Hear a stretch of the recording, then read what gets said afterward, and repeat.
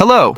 The case I'll be sharing with you today took place in Tai Kok Tsui, Hong Kong, located west of Mong Kok in Kowloon.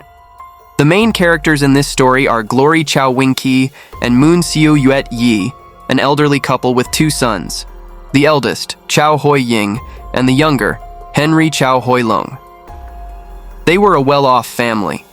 Both parents were retired and owned multiple properties. In addition to the passive income they received from rental properties, the couple enjoyed social gatherings, tea outings, and traveling. They were in their 60s. While they were enjoying a comfortable retirement and their final years of fulfillment, a tragic event struck them.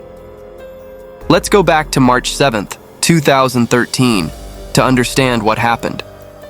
On that Thursday, two brothers went to the Western District Police Station to report an incident. The report was filed by Hoi-ying and Henry Chau, who told the police, "Our parents, 65-year-old Glory Chau and 62-year-old Moon Siu, went missing after leaving home 5 days ago. We've tried everything but haven't been able to contact them. We hope the police can help find them soon." The police learned from Henry Chau that on March 2nd, 5 days earlier, he had gone to Langham Place Mall in Mong Kok with his parents for tea. During that time, his parents told him they were planning to visit mainland China for 2 days, but they didn't mention a specific location. After that, the two left. Days passed, and the date his parents were supposed to return came, but Henry Chau hadn't seen them come home. His parents' cell phones were turned off, and despite all his efforts, he couldn't reach them. When Chau Hoi-ying returned from work, he also mentioned that he couldn't get in touch with their parents and had left work early to come home and check. Henry Chau told his older brother that their parents had gone to mainland China and hadn't returned. After learning this, Hoi-ying quickly advised his brother to call close friends and family to see if anyone knew where their parents were.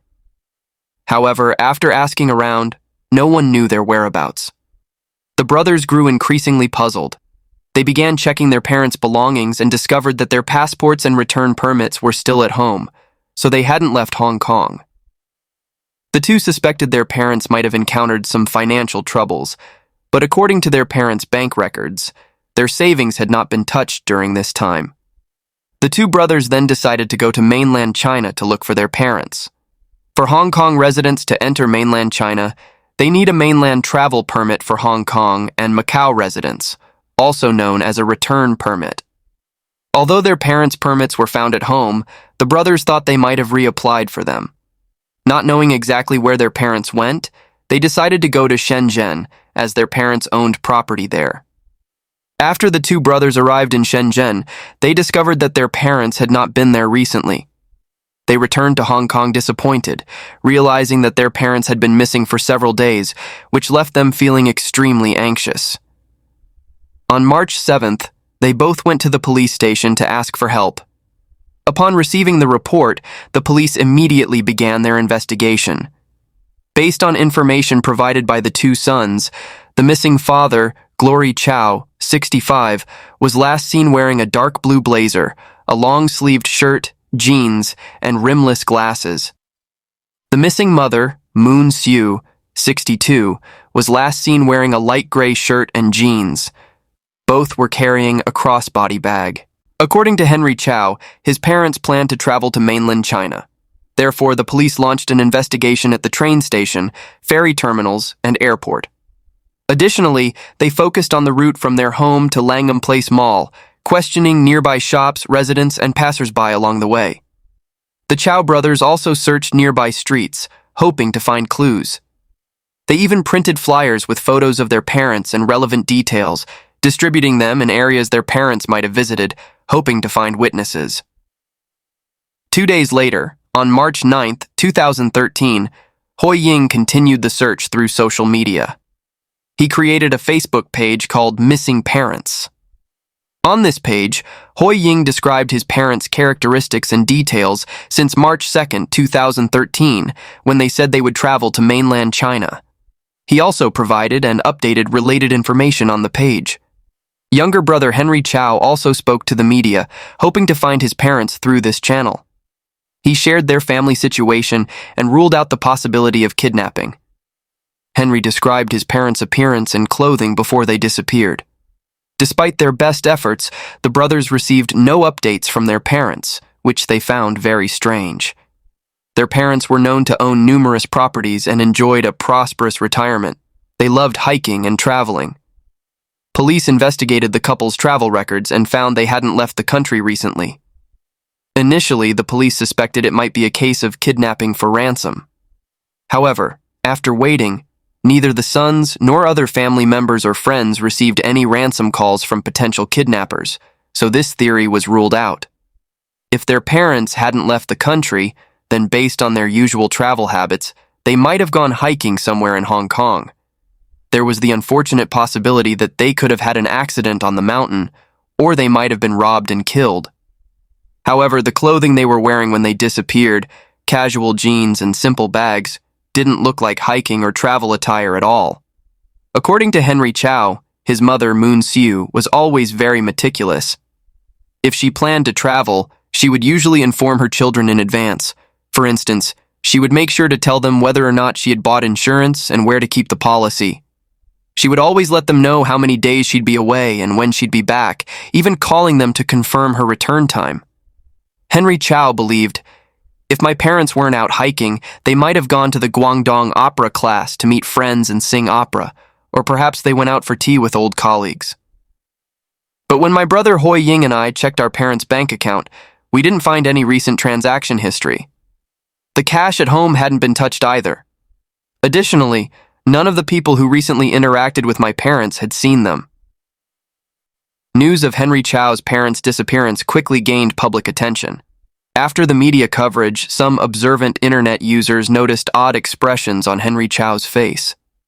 His eyes seemed to avoid direct contact at times, as if he was hesitant to look straight. He even smiled during the interview, giving the impression that he wasn't genuinely worried about his parents' disappearance. Consequently, some netizens boldly speculated that the elderly couple hadn't vanished, but may have been murdered by their son, Henry Chau. In fact, Hong Kong police had long suspected Henry Chau. According to his statement, his parents went missing after having tea with him on March 2nd. However, when police reviewed all the surveillance footage from Langham Place Mall, neither Henry Chau nor his parents appeared there on that day. The family lived in a residential area in Saiwan. A neighbor mentioned seeing the parents leave home on March 1st, but they hadn't returned since. This matched the account from the older brother, Hoi Ying. On the morning of March 1st, Hoi Ying had left for work early and said goodbye to his parents before leaving. However, when he returned home that evening, they were nowhere to be found. At the time, Chau Hoi Ying asked his younger brother, Henry Chau, where their parents had gone. Henry explained that their parents went out that afternoon for tea with friends to reminisce.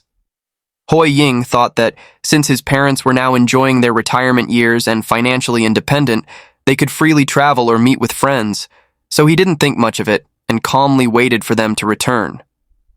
On March 2nd, 2013, Hoi Ying still hadn't seen his parents after returning from work. This made him wonder if something had happened to them. He decided to call the police for assistance, but was stopped by his younger brother, Henry Chau, who had just returned home. Henry told him that their parents said they were going to mainland China for 2 days and were in a hurry, so they asked him to inform Hoi Ying later. Hoi Ying felt that his brother's explanation didn't make sense. Although their parents loved to travel, they always made arrangements in advance, especially notifying both sons of their plans. This situation had never happened before. While Hoi Ying still had his doubts, his brother had tried to reassure him about their parents' well-being, so he didn't press further and decided to wait patiently for their return. 5 days later, on March 7, 2013, with no sign of their parents' return and unable to reach them by phone, Hoi Ying and his brother's search efforts had been fruitless. Finally, he decided to go to the police station with his brother to report their disappearance. From the information in the report, there were numerous suspicious signs suggesting that if Glory Chau and Moon Siu hadn't encountered trouble outside, it was highly likely that the youngest son, Henry Chau, had been lying all along. Subsequently, the police added Henry Chau to their list of suspects for a more detailed investigation. 1 week after receiving the report, on March 14, 2013, members of the crime unit began following leads to investigate Henry Chau. During questioning, Henry continued to insist that his parents had gone to mainland China. However, the police quickly noticed something was off. While recounting the events, Henry Chau appeared visibly uneasy, his gaze shifting around, and he frequently drank water to relieve tension. At that point, the police knew Henry Chau was lying about his parents' whereabouts. He was now their prime suspect, but they still needed additional evidence to prove his involvement in his parents' disappearance. That night, the police received a phone call that would mark a major turning point in the investigation. The caller, claiming to know Henry Chau through an online game, informed the police that around 7 p.m., Henry had shared with the group, "My parents aren't missing. I killed them." Henry reportedly confessed, saying, "I am a psychopath. Since childhood, I've had emotions that ordinary people don't experience. I lack empathy and cannot feel others' pain. I resent my parents deeply and no longer wanted them to live in this world." In addition to this lead, the police received several similar reports. One of Henry Chau's real-life friends told the police that, on the afternoon his parents disappeared, Henry confessed to him about killing his parents. The friend then asked, "Does your brother Hoi Ying know about this?" Henry replied, "I don't want to scare others, and my brother might end up losing 3 family members at once, our parents and his brother." Henry Chau's cousin, Siu Yuet-yee, also reported to the police that Henry had told her about killing his parents. He even mentioned that he intended to get rid of his brother Hoi Ying as well. On March 7th, Siu Yuet-yee received a call from Hoi Ying and learned about the disappearance of her uncle and aunt. On March 11th, Siu Yuet-yee and her parents went to visit the Chau brothers to discuss ways to search for their missing parents. At that time, Henry Chau showed no unusual behavior and didn't seem worried about his parents' disappearance. Afterward, they split into groups to search for the missing parents. Henry Chau even asked his cousin Siu Yuet-yee to check the recent activity on his parents' credit cards. On March 14th, Henry unexpectedly sent a message to Siu Yuet-yee saying, "I have something personal to tell you, and I want to meet you. If I don't meet with you, I fear I'll never have the chance to share the truth." In the message, he also mentioned, "You make me feel connected to the world and don't make me hate it." After reading her cousin's message, Siu Yuet-yee thought something might have happened to him, so she immediately agreed to meet. Because Henry Chau had to respond to police questioning about his parents' disappearance that afternoon, he postponed their meeting with his cousin until midnight at Tai Kok Tsui. That night, Siu Yuet-yee arrived at the meeting place early, but Henry was late. As soon as he sat down, he asked Siu Yuet-yee, who worked at a church, "Does Christ forgive?" During the conversation, Henry Chau revealed, "Since childhood, I never liked my parents.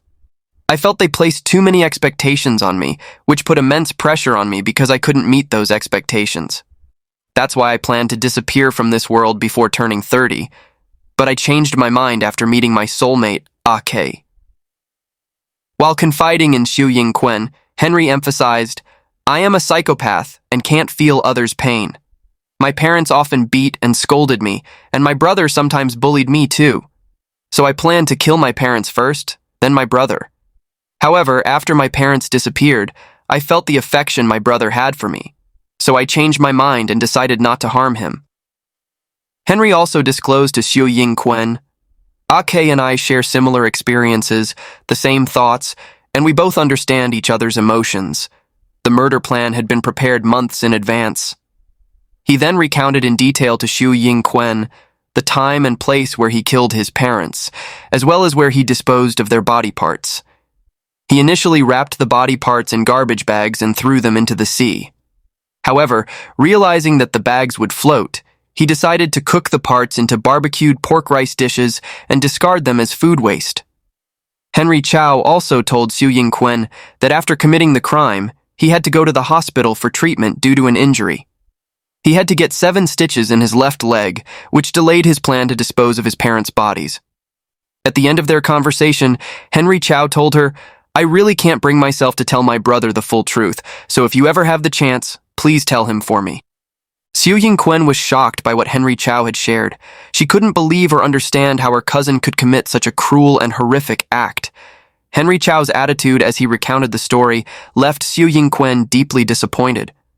As he described how he killed his parents, he seemed disturbingly proud. He even boasted that no one noticed him, and no one smelled anything when he disposed of the bodies. Henry Chau appeared to feel very pleased with his achievement and showed no remorse at all. On March 15, 2013, after receiving a report from Siu Yuet-yee, the police arrived at a residential building in the Western District at 7 a.m. the next day to arrest Henry Chau on suspicion of obstructing a lawful burial. Under police questioning, Henry Chau finally admitted the truth. "I killed my parents." He also revealed the crime scene location and identified his accomplice. Based on Henry Chau's information, at around 10:30 a.m., the police arrived at Hoi Hing Building, located at 32 to 44 Phuc Chak Street in Tai Kok Tsui. On the third floor, they found Henry Chau's accomplice, Angus Tse Chun K, 35, nicknamed AK, as Henry had previously mentioned. The police arrested Angus Tse Chun K on suspicion of obstructing a lawful burial. When the police opened the door to the third-floor apartment, they were hit by a strong stench mixed with the smell of bleach and air conditioning. Let's take a look at the layout of the apartment. Upon entering, there was a long hallway. To the right were the kitchen and bathroom. Continuing down the hall, there was a storage room on the right, which contained 2 refrigerators, 2 microwaves, and some miscellaneous items. At the end of the hall was the living room, with 2 bedrooms facing the living area. In the corner of the second bedroom and the living room, the police found numerous bottles of bleach, buckets, a cement trolley, rice cookers, plastic wrap, and over 600 foam containers. The scene resembled a food processing workshop. Under the bed in the master bedroom, police found a handwritten murder plan by Henry Chau, detailing his plan to kill his parents. He had also intended to store the bags containing body parts in the refrigerator. In the second bedroom, on a blood-stained table, they found a brand new cutting board with some minced meat on it. Beneath the table was a severed arm. A knife and a saw were also found in a red plastic bucket. Next to the table, there were 2 refrigerators in the storage room between the bathroom and the second bedroom.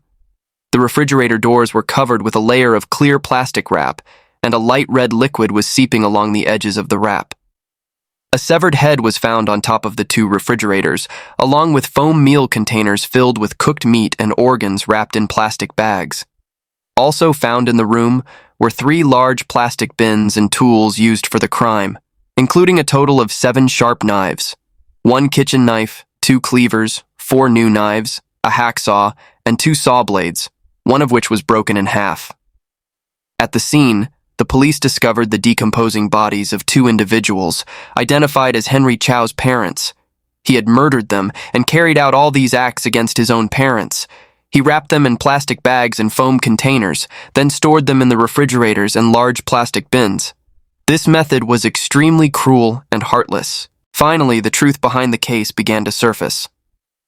The perpetrator, 29-year-old Henry Chau, came from a family of 4. He was unemployed, enjoyed stock speculation, and relied on luck-based activities for his livelihood. Henry's parents had raised him with care since he was young. They spared no expense, even paying for his piano lessons until he reached a professional level. Although Henry was quite skilled at playing the piano, he didn't like it at all. His academic performance in school was also average, so his parents sent him to Australia for higher education, hoping to improve his prospects. While studying in Australia, Henry often faced discrimination because of his short stature. He was even pushed to the ground and beaten at times. This experience of mistreatment during his studies left a significant scar on his life, though he never discussed it with his family. In 2003, at the age of 19, Henry Chau returned to Hong Kong, but his personality had changed considerably. He was no longer the well-behaved, polite, and respectful child he once was. After his return, he frequently argued with his parents. Henry stated, "My parents put immense pressure on me. They forced me to learn piano from a young age and wouldn't let me pursue activities I enjoyed. Every time I needed to study for exams, my dad would either be at home watching soccer or playing piano, and all that noise made it impossible for me to concentrate on my studies. Henry had long harbored resentment toward his parents. He believed they deprived him of the chance to play sports as a child, which he blamed for his short stature. Henry once confided in friends, saying, "I've been through many failed relationships. One woman even had my child and gave birth to a daughter, but after the baby was born, both mother and child disappeared, and I could never find them." Frustrated by his failed relationships, he felt that his short stature was the reason all his girlfriends left him. Henry blamed his parents for his career and romantic struggles, believing they were at the root of all his problems. After returning to Hong Kong from Australia, Henry Chau tried various jobs, such as working at a bank and in a real estate company, but he couldn't succeed in any of them. He constantly felt that his bosses were picking on him or that his co-workers were bullying him. Over time, he quit working and stayed at home, spending his days doing nothing but indulging in a careless lifestyle. At home, Henry Chau turned to unhealthy habits, seeking satisfaction in the virtual world. He even recorded explicit videos of himself and uploaded them online to attract customers. In these videos, he introduced himself in English and demonstrated his skill of drawing circles freehand. Henry often dreamed of becoming wealthy, so he invested heavily in stocks, hoping to strike it rich overnight. However, he consistently lost money, and his parents had to bail him out multiple times. Once, his parents even sold a house to help pay off his debts. After paying off everything, the remaining money was divided between the two brothers, with each receiving 500,000 Hong Kong dollars, about 64,000 US dollars. But as soon as Henry Chau received his share, he went back to investing in the stock market. By 2013, Henry had once again lost a large sum of money. He asked his parents to pay off his debts and pleaded with them to sell their assets and divide the proceeds among their children. Disappointed by their son's repeated failures, his parents refused and insisted that he should work to pay off his debts himself. Additionally, they feared he might sell the property under his name at a low price to clear his debts, so they asked him to transfer the ownership of the house to his brother, Chau Wing-ki. Henry Chau didn't understand his parents' intentions. He felt they were taking everything that belonged to him. Losing the house was a severe blow to him, leaving him in utter despair. Henry confided in his friend Angus Tsay about his desperate thoughts. Unexpectedly, after hearing his story, Angus Tsay responded, "This is all your parents' fault. You're in this situation because of them. The ones who should die are your parents, not you." Angus Tsay then persuaded Henry to abandon his initial plan and instead suggested that he take action against his parents. Henry claimed that Angus told him, "You could create the illusion that your parents are missing, then report it to the police. If they remain missing for over 7 years without being found, the court will declare them legally dead. Then, their assets will be inherited by you and your brother." Tempted by Angus Tsay's encouragement, Henry ultimately gave in. The two began discussing how they could kill his parents without making any noise. On February 27th, 2013, 2 days before the incident, supermarket surveillance cameras captured Henry Chau and Angus Tsay buying several knives. In the footage, Angus Tsay is seen paying for the items at the checkout counter, while Henry Chau stood at a distance, watching carefully and cautiously. On the day of the crime, March 1st, 2013, Henry Chau and Angus Tsay had prepared all the tools needed to commit the act. Henry told his parents, "I'm planning to move out and rent an apartment with a friend at Hoi Hing Building in Tai Kok Tsui. I'd like you to come help me move my things." His parents felt relieved and happy, glad to see that their son was making positive changes. At 11:19 a.m. that day, prompted by their son's sincere request, the couple arrived at Hoi Hing Building. 20 minutes later, Henry Chau was seen with his parents outside the building's elevator. Surveillance footage captured the three of them entering the elevator and going to an apartment on the 3rd floor at 11:40 a.m. As Henry opened the door, his mother, Moon Seo, entered first, followed by her husband and son. However, before she could even see her son's new place, she was ambushed by a man hiding behind the door. As they entered the apartment, Angus Tse suddenly jumped out from behind the door and attacked Moon Siu from behind. He stabbed her in the neck with a knife, then struck multiple times in her abdomen and back, killing her instantly before she could react. At that moment, her husband, Glory Chau, realized something was terribly wrong. Witnessing the brutal murder of his wife, he tried to escape with his son, only to find Henry standing in front of him with a menacing expression. Henry Chau attempted to attack his father with a knife, but Glory Chau was prepared. Henry, standing at 5 feet 5 inches, was no match for his father. The two were locked in a struggle.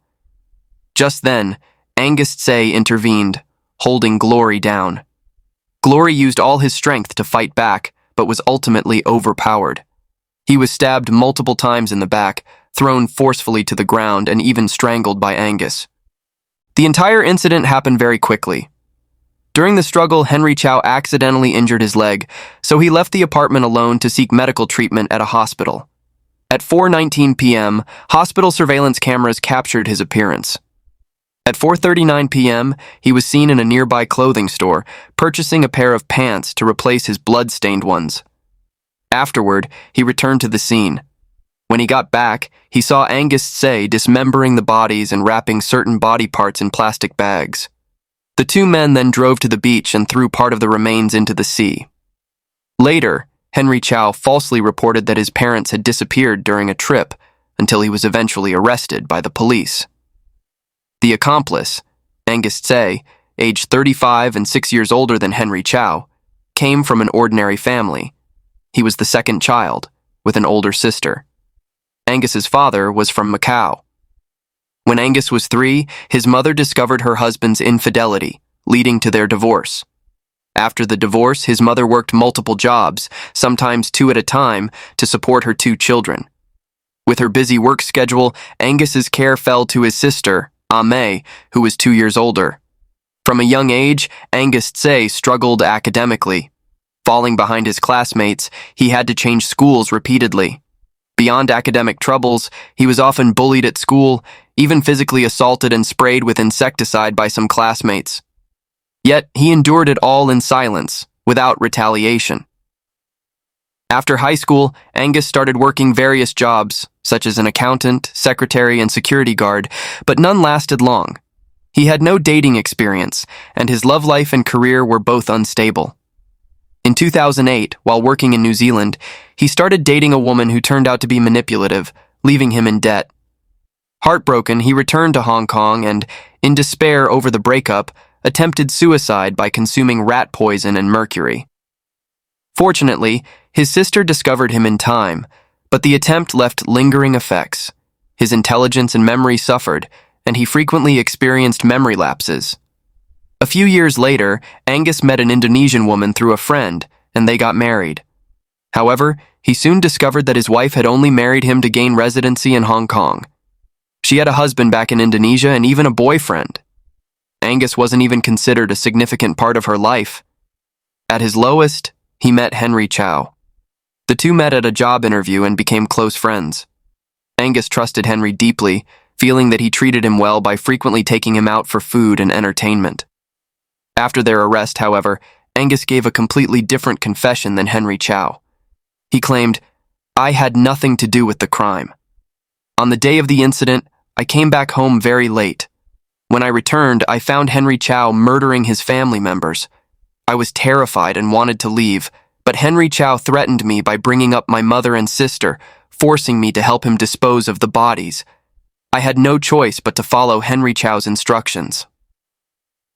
On August 4th, 6 months after the incident, the case went to trial at the Hong Kong High Court. The defendants, Henry Chau and Angus Tse, faced charges of murder and obstructing a lawful burial. In court, a jury of 7 members was present. However, during the trial on August 7, 2014, one juror requested to withdraw, citing psychological distress from the nature of the case, reducing the jury to 6. Shortly after, another juror also filed to withdraw, stating that the details of the case were deeply disturbing. Judge Si Min announced the jury would proceed with 5 members. On August 13, 2014, a new jury was selected and a new trial date was set. 2 years after the crime, on February 23, 2015, the case reopened at the Hong Kong High Court, this time with a jury of 9. In the opening statement, the prosecutor described the case's sequence of events. The victims' bodies had been dismembered, salted, frozen, and microwaved, making it difficult for forensic experts to determine the exact time of death. According to Henry Chau's testimony, it was Angus Tsay who suggested these actions. Henry Chau's defense attorney called 2 psychiatrists to testify. One psychiatrist believed that Henry Chau's varied behaviors indicated he suffered from obsessive-compulsive disorder and bipolar disorder, stemming from his academic struggles, introverted personality, rejection by women, and unemployment. Psychological consultants from the Mental Health Center conducted IQ tests on both defendants. Henry Chau's IQ was found to be high at 126, while Angus Tsay's IQ was 84. Given these results, it was argued that Henry Chau, with a higher IQ, might have manipulated or implicated Angus Tsay in the murder. On March 23, 2015, after a month-long trial, the jury deliberated and delivered their final verdict. Henry Chau was found guilty by a vote of 8-1, while Angus Tsay was acquitted of murder by a unanimous vote of 9-0. However, Angus Tsay was convicted of obstructing a lawful burial. The court sentenced Henry Chau to life imprisonment for 2 counts of murder. Angus Tsay, though acquitted of murder, was sentenced to 1 year in prison for obstructing a lawful burial. Since Angus Tsay had already been in custody awaiting trial for nearly 2 years, he was released immediately. The case sent shockwaves through Hong Kong. Judge Si Min remarked that Henry Chau was an exceptionally dangerous criminal and highly skilled at deception. In 2022, the film The Sparring Partner, based on this case, was released, bringing the case back into the public eye and making it more notorious than ever.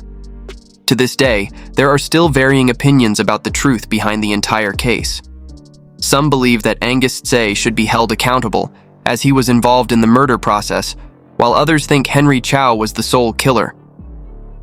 Perhaps only the 2 of them truly know the full truth. As you can see, raising children with a liberal approach is quite rare in Hong Kong, as it's often seen as neglectful. In Chinese culture, traditional parenting is typically strict and closely monitored.